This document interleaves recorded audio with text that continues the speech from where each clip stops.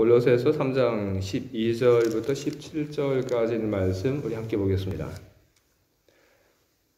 그러므로 너희는 하나님이 택하사 거룩하고 사랑받는 자처럼 긍휼과 자비와 겸손과 온유와 오래 참음을 옷 입고 누가 누구에게 불만이 있거든 서로 용납하여 피차 용서하되 주께서 너희를 용서하신 것 같이 너희도 그리하고 이 모든 것 위에 사랑을 더하라. 이는 온전하게 매는 띠니라. 그리스도의 평강이 너희 마음을 주장하게 하라. 너희는 평강을 위하여 한 몸으로 부르심을 받았나니 너희는 또한 감사하는 자가 되라. 그리스도의 말씀이 너희 속에 풍성히 거하여 모든 지혜로 피차 가르치며 권면하고 시와 찬송과 신령한 노래를 부르며 감사하는 마음으로 하나님을 찬양하고 또 무엇을 하든지 말이나 일이나 다 예수의 이름으로 하고 그를 힘입어 하나님 아버지께 감사하라. 아멘. 우리 함께 기도하겠습니다.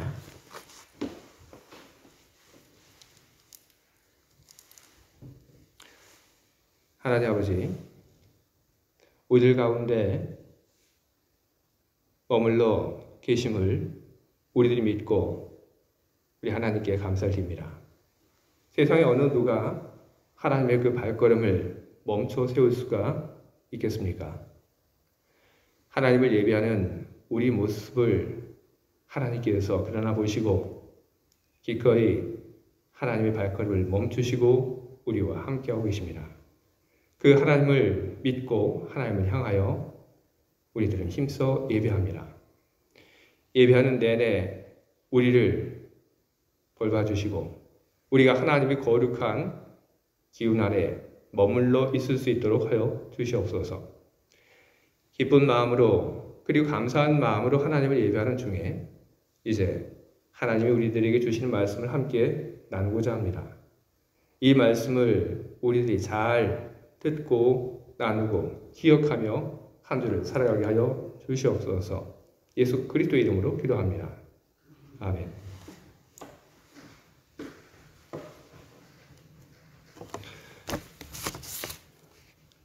데이비드 브룩스라고 하는 사람이 있습니다. 혹시 그 이름을 들어보신 그런 분이 계십니까? 사실 그분의 이름은 그렇게 유명한 이름이 아닙니다. 모르셔도 됩니다. 그런데 이 데이비드 브룩스라고 하는 분이 인간의 품격이라고 하는 책을 썼습니다. 그리고 인간의 품격이라고 하는 그 책에서 그분은 이런 글을 우리들에게 남겼습니다. 삶은 성공이 아닌 성장의 이야기이다. 그가 이런 말을 하게 된 것은 독일의 철학자 칸트 때문입니다. 칸트는 인간은 모두 뒤틀린 목재라고 말을 했습니다. 이 뒤틀린 목재에서 모든 것은 아무것도 만들 수 없다. 칸트는 그런 이야기를 했습니다. 데이비드 브룩스는 칸트의 이와 같은 인간의 이해에 공감을 했습니다. 그래서 데이비드 브룩스는 삶의 궁극적인 목적이 외적 성공이 아니라 뒤틀린 목재와 같은 인간이 바르게 되는 것, 바로 그것이 인간의 궁극적인 목적이 되어야 한다고 그의 책에 적고 있습니다. 인간이 바르게 되는 것, 인간의 내적 성장이 인간의 궁극적인 목적이 된다면 외적 성공이라고 하는 것은 아무것도 아닌 것입니다. 외적 성공이란 그것은 이력서에 적는 그런 항목에 지나지 않는다. 그렇게 이야기를 합니다. 이력서에 적는 그런 항목들을 위해서 살지 말고 내적 성장을 위해서 살아라. 바로 그것이 데이비드 브룩스라고 하는 사람이 인간의 품격에서 하고 있는 이야기입니다. 그런데 이 데이비드 브룩스가 하고 있는 이 말은 성경이 이미 오래전에 우리들에게 전한 메시지인 것입니다. 오늘 제가 여러분들 앞에서 읽은 이 골로새서 3장 12절에 있는 말씀을 보면 이렇게 기록되어 있습니다. 공의를, 자비, 겸손, 온유, 오래 참음의 옷을 입어라. 오늘 이 골로새서의 말씀은 우리에게 내적 성장을 하라고 이야기를 하고 있는 것입니다. 그리고 그 내적 성장을 통하여 그리스도인의 품격을 갖고 그리고 그 품격을 높이면서 살라고 우리들에게 당부를 하고 있는 것입니다. 옷이라고 하는 것은 추위를 피하게 만드는 것이기도 하지만 옷이라고 하는 것은 부끄러운 것을 가려주는 그런 역할도 하고 있습니다. 옷을 입어서 부끄러운 것을 가리고 그리고 품격을 돋보이게 하는 것처럼 공의를, 자비, 겸손, 온유, 그리고 오래 참음의 이와 같은 덕목을 갖춤으로써 품격을 높이라는 메시지를 골로새서의 말씀은 우리들에게 전하고 있는 것입니다. 품격을 높이라고 하는 이 말을 하면서 골로새서가 굳이 그것을 옷 입는 것에 비유한 것은 다른 이유가 아닙니다. 옷이라고 하는 것은 우리들이 처음부터 가지고 있는 것이 아닙니다. 옷이라고 하는 것은 우리들이 태어난 후에 우리들이 얻게 되는 것입니다. 성경이 이야기하고 있는 긍휼, 자비, 겸손, 온유, 오래 참음 이런 것도 마찬가지입니다. 태어나면서부터 이와 같은 덕목을 가지고 태어난 사람은 단 한 명도 없습니다. 이와 같은 덕목을 마치 사람이 태어나서 옷을 구하고 그것을 입는 것처럼 이와 같은 덕목을 얻을 것을 성경은 우리들에게 이야기를 하고 있는 것입니다. 이와 같은 덕목을 가져라. 그래서 그리스도인의 품격을 갖고 그리고 그 품격을 매번 높이면서 살아라. 성경이 이렇게 이야기를 하고 있는데 왜 이런 품격 이야기를 성경이 우리들에게 하고 있는지 우리는 알아야 합니다. 탕자의 비유를 보게 되면 거짓골로 돌아온 둘째 아들에게 아버지가 너는 내 아들이다 그렇게 이야기를 합니다. 그리고 그 아들에게 아버지는 손에 반지를 끼워줍니다. 그리고 그 아들에게 새 옷을 입혀줍니다. 그의 신분이 바로 아버지의 아들이기 때문에 그 신분에 맞는 모습을 갖게끔 만들어준 것입니다. 이것은 우리들에게도 역시 마찬가지입니다. 우리가 어떤 자리에 있게 되면 그러면 그 사람은 거기에 맞는 옷차림을 가져야 하는 것입니다. 법을 다루는 사람은 그 법을 다루는 그 사람에 맞는 옷을 입어야 합니다. 의사는 또한 의사에 맞는 옷을 입어야 하고 선생님은 선생님다운 옷차림을 가져야 하는 것입니다. 우리는 그것을 당연한 것으로 우리는 그렇게 여기며 우리는 살고 있습니다. 우리가 하나님의 자녀라고 한다면 우리는 겉에 보이는 이 옷뿐 아니라 우리 안에 있는 우리의 속마음까지도 우리는 생각을 하고 하나님의 자녀다운 격을 우리들은 갖추어야 하는 것입니다.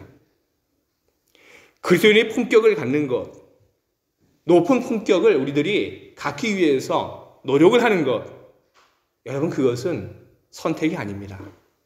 그것은 우리의 의무인 것입니다. 제가 여러분들에게 자꾸 설교 시작하면서 품격 이야기를 합니다. 품격이라고 하는 것이 무엇이냐면 어떤 책에서는 이렇게 이야기를 합니다. 품격은 굳은 절조, 높은 식견, 훌륭한 태도, 아름다운 자태 등을 종합하여 평가되는 뛰어난 인간성을 말한다. 이 이야기 속에서 중요한 것은 종합되어 평가된다는 말입니다. 여러 가지 다양한 그런 성품들, 자태들, 이것들이 한 인간에게 들어가서 그것이 종합되어 어우러짐으로 인해서 품격이 나오는 것입니다. 그리스도인의 품격도 바로 그렇기 때문에 오늘 골로새서에서는 여러 다양한 덕목들을 우리들에게 이야기를 하고 있는 것입니다. 여러 다양한 덕목들을 갖추어라. 그러면 우리들이 갖춘 그 덕목들은 우리 안에서 연결이 되고, 그리고 그 덕목들은 우리에게 품격이라고 하는 것을 선물로 주게 될 것입니다. 우리는 성경 속에 나오는 신앙인들의 모습을 우리는 봅니다. 우리들은 성경 속에 나오는 신앙인들의 그 모습 속에서 우리들은 고고함과 높은 품격을 우리는 보게 됩니다. 예수님에게 싸우자고 덤벼드는 사람에게 예수님은 함께 싸우자고 그렇게 하지 않으셨습니다. 바울도 그랬습니다. 바울을 모함하는 사람에게 바울은 함께 싸우자고 욕하고 달려들지 않았습니다. 그들의 행동, 그들의 말에는 위험이 있었고, 그리고 품격이 담겨져 있었습니다.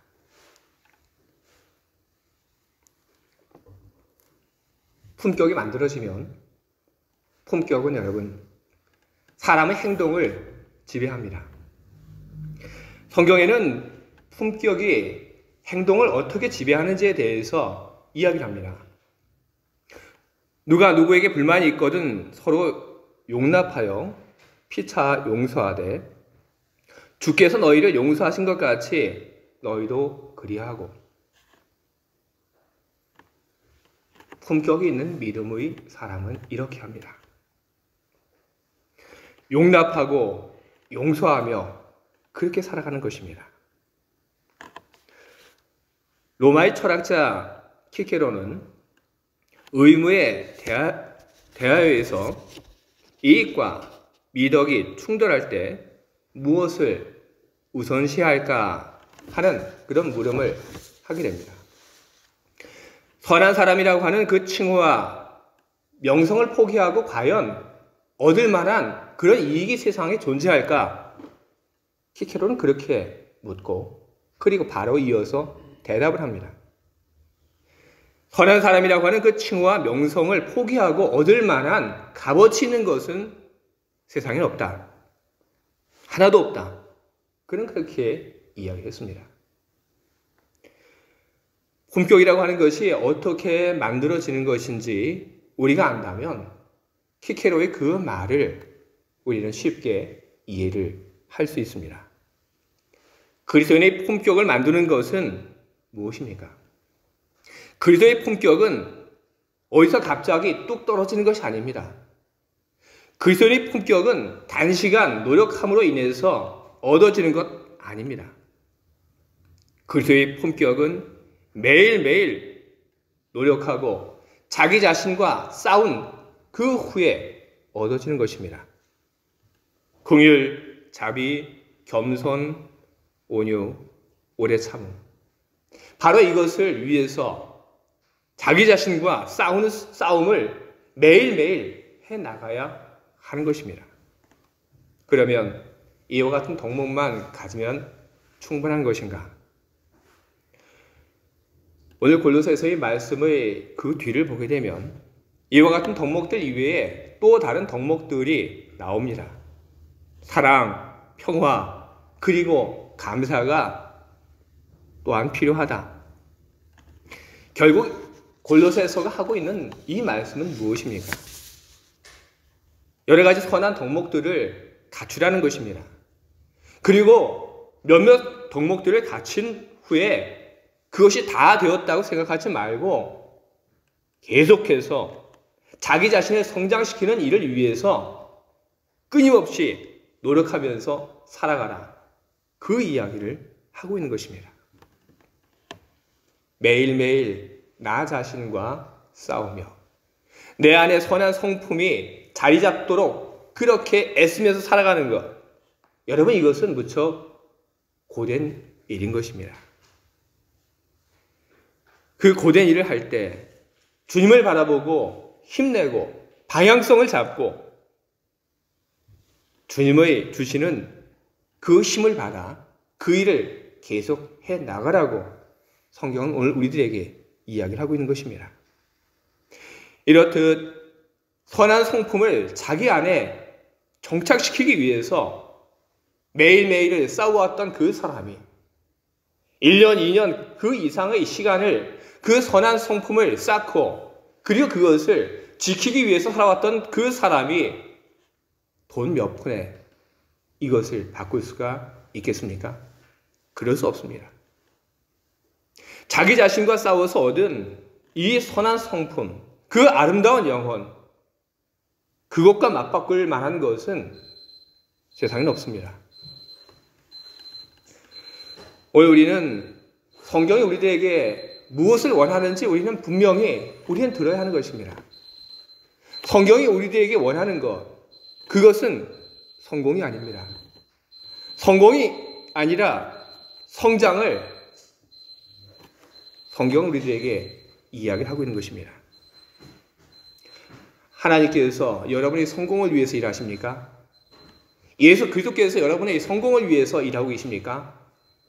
우리는 그 질문에 분명하게 우리는 이야기할 수 있습니다. 아니라고. 하나님께서는 그리고 예수 그리스도께서는 우리의 성장을 위하여 일하고 계신 것입니다. 하나님은 그런 사람들이 되도록 늘 우리의 삶 속에 함께 하시며 우리를 이끌어가고 계신 것입니다. 우리는 성경 속에서 자신의 그 성장을 위해서 살았던 한 사람의 이야기를 우리는 만날 수 있습니다. 그 사람은 누구냐 하면 마가라고 하는 사람입니다. 마가라고 하는 이 사람의 이름은 사도행전 12장 15절에 제일 처음 등장을 합니다. 베드로가 감옥에 억울하게 들어갔던 일을 우리는 알고 있습니다. 베드로가 감옥에 억울하게 들어가 있을 때 천사가 베드로를 찾아왔습니다. 그리고 베드로가 감옥에서 벗어날 수 있도록 천사가 인도했습니다. 당시 베드로는 그것이 환상인 줄 알고 그냥 천사의 인도함을 따라 감옥 밖으로 나갔습니다. 감옥 밖으로 나온 후에 천사가 떠나가고 비로소 베드로는 상황을 파악을 합니다. 이것이 환상이 아니었다고 하는 것을 베드로는 알게 됩니다. 정신이 번떡 난 베드로가 그 다음에 뭘 했냐 하면 어느 집을 향해 그의 발걸음을 옮깁니다. 어디로 갔냐? 바로 마가의 어머니의 집으로 베드로가 발걸음을 옮기게 된 것입니다. 그곳에 무슨 일이 있었냐 하면 사람들이 모여서 베드로를 위해서 열심히 기도하고 있었습니다. 마가, 그는 어떤 신앙의 환경 속에서 그가 있었냐 하면 바로 이와 같은 신앙의 환경 속에 그는 있었던 것입니다. 큰 믿음의 사람들을 가까이 보고 그리고 열정적으로 기도하는 그 모습을 그가 경험을 하며 그 속에서 기도하고 말씀 공부하고 마가는 그렇게 그의 신앙을 키웠습니다. 그런 아름다운 청년이었기 때문에 후에 바나바와 사울이 안디옥에서 예루살렘으로 와서 마가를 만난 후에 너무나도 마가가 마음에 들었습니다. 그래서 바나바와 이 사도 바울이 안디옥으로 갈 때 그냥 가지 않고 마가를 데리고 갑니다. 마가는 안디옥으로 갑니다. 그리고 안디옥에 가서 요즘 이야기로 하게 되면 안디옥 교회의 담임 목사인 바나바 그리고 부목사인 바울의 그 지도하에서 그는 신앙을 더욱 연단합니다. 그게 교회를 섬깁니다. 그런데 어느 날 안디옥 교회가 선교를 위한 커다란 결정을 합니다. 우리가 선교하자. 그래서 안디옥 교회가 선교를 위해서 파송할 사람을 뽑게 되는데, 담임 목사였던 바나바와 그리고 부목사였던 바울이 이 대표로 뽑히게 됩니다. 두 사람이 이제 안디옥 교회의 파송을 받아 선교 여행을 가게 됩니다. 그때 마가가 자기도 함께 가겠다고 이야기를 합니다. 바나바와 그리고 바울은 마가의 그 합류에 대해서 반대하지 않고 합류시킵니다. 바로 이와 같은 결정을 통해서 바나바와 그리고 바울이 얼만큼 이 마가를 사랑했고 그리고 좋게 보았는지 알 수 있습니다. 그렇지만 마가는 전도여행을 한 후에 얼마 되지 못해서 전도여행이 정말로 힘들고 고되다고 하는 것을 온몸으로 느끼게 됩니다. 그는 더 이상 전도여행을 감당할 수가 없었습니다. 그래서 마가는 이야기를 합니다. 나는 더 이상 못하겠습니다. 바나바와 바울은 마가를 원래 있던 곳을 돌려보내고 둘은 계속해서 전도여행을 하게 됩니다. 그리고 전도여행을 한 후에 바나바와 바울은 다시 원래 있던 안디옥으로 돌아옵니다. 그리고 있었던 이야기들을 전하고 그리고 그 이야기들을 통하여 교회는 힘을 얻고 다시 한번 바나바와 그리고 바울을 파송을 하기로 결정을 합니다. 그때 마가가 나섭니다. 내가 이번에도 함께 가겠습니다. 마가는 자기의 그 잘못을, 실수를 만회하고 싶었던 것입니다. 그런데 바울에게는 이미 마가에 대한 기대도 없고 신뢰도 없습니다. 마가를 다시 데려가 보았댔자 포기할 것이 분명하다고 여겼던 바울은 마가를 데리고 가는 그 일에 대해서 반대를 합니다. 바나바가 이야기를 합니다. 데리고 가자. 하지만 바울은 싫다고, 안 된다고 그렇게 고집을 세웁니다. 이 둘의 의견은 합쳐지지 못했고 그래서 결국 바나바는 마가를 데리고 전도여행을 갔고 바울은 실라를 데리고 전도여행을 가게 되었습니다. 성경은 전도여행을 하게 된 바울과 실라의 이야기를 사도행전을 통하여 우리에게 전하고 있습니다.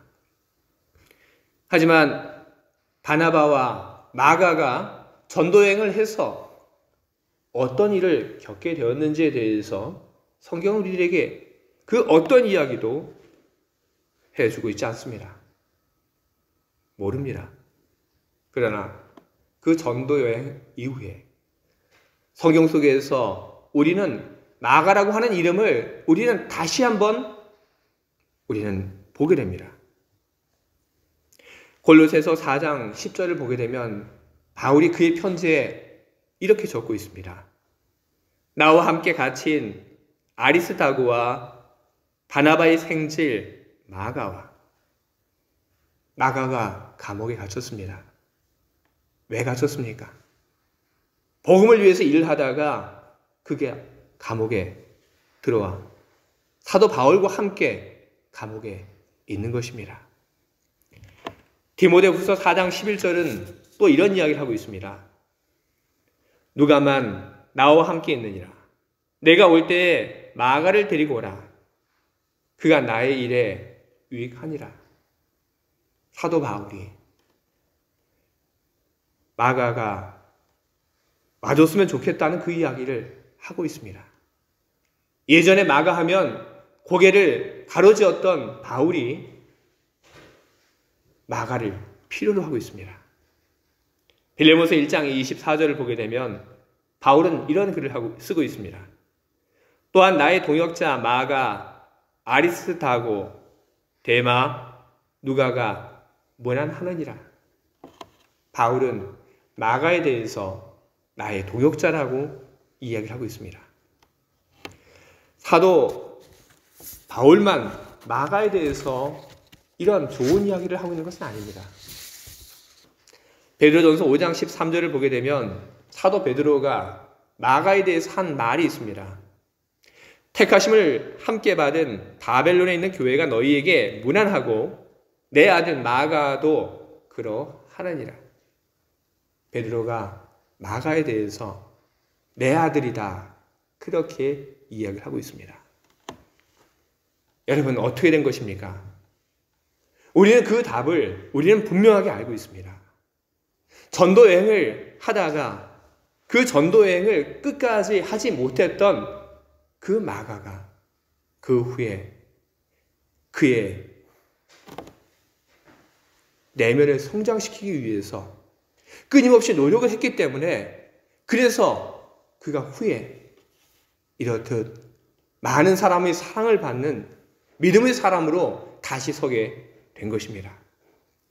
만약 마가가 전도 여행을 하고 그때 실패한 후에 그가 자기 자신을 성장시키는 그 일을 하는 일을 하지 않았다면 마가는 언제까지 실패한 사람으로서 남을 수밖에는 없었을 것입니다.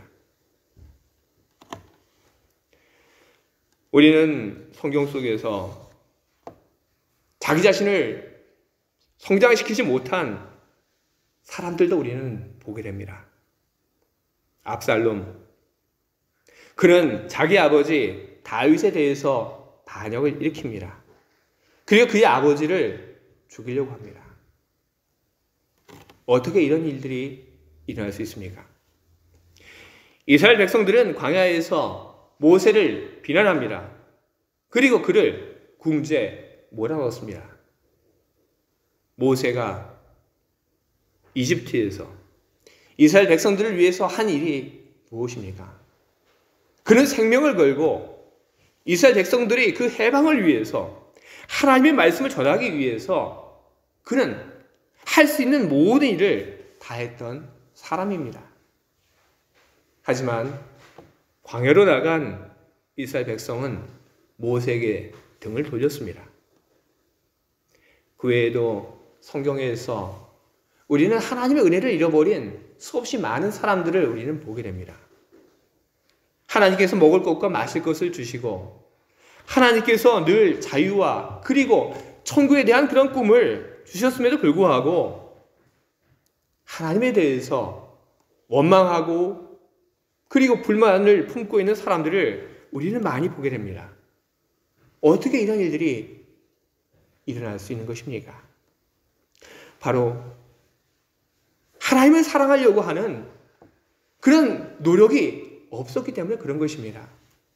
마음을 다하고 목숨을 다하고 하나님을 사랑하기 위한 그런 애씀이 없었기 때문에 감사하려고 하는 그 마음을 잡아두려고 하지 않았기 때문에 그래서 압살롬이 자기를 키워준, 낳아준 아버지에 대해서 반역을 일으키고 아버지 목숨을 빼앗으려고 했던 것입니다. 여러분, 원래 우리는 무엇을 목적을 가지고 살아야 하는 것입니까? 여러분, 성공을 위하여 여러분 살지 마시고 여러분 성장을 위해서 살아가시길 바랍니다. 여러분과 제가 어느 학교를 나왔는지 그리고 어느 대회에 가서 상을 받았는지 그런 것은 여러분 하나도 중요하지 않습니다. 그것은 그냥 이력서에 들어갈 한 줄 글에 지나지 않습니다. 성공이 아닌 성장을 위해서 여러분 살아가시기 바랍니다. 세상의 사람들도 그렇지만 신앙을 가진 사람들은 더욱 이 말을 명심을 해야 할 것입니다. 하나님 안에서 자기의 성장을 위하여 믿음의 성장을 위하여 여러분 살아가시기 바랍니다. 큰 마음, 아름다운 영혼, 그리고 하나님에 대한 신실한 믿음을 사모하시고 그것을 위해서 노력하시고 나 자신의 욕심내는 그 마음과 싸워서 늘 승리하시기 바랍니다. 자기의 말을 지키고 약한 사람을 위해서 용기 있게 나서는 겸손히 기도하는, 그리고 원수를 사랑하는, 하나님 말씀을 온몸으로 지켜나가는 그런 멋있는, 그런 우아한 품격 있는 믿음의 사람들이 다 되시기를 주님의 이름으로 축원을 드립니다. 아멘.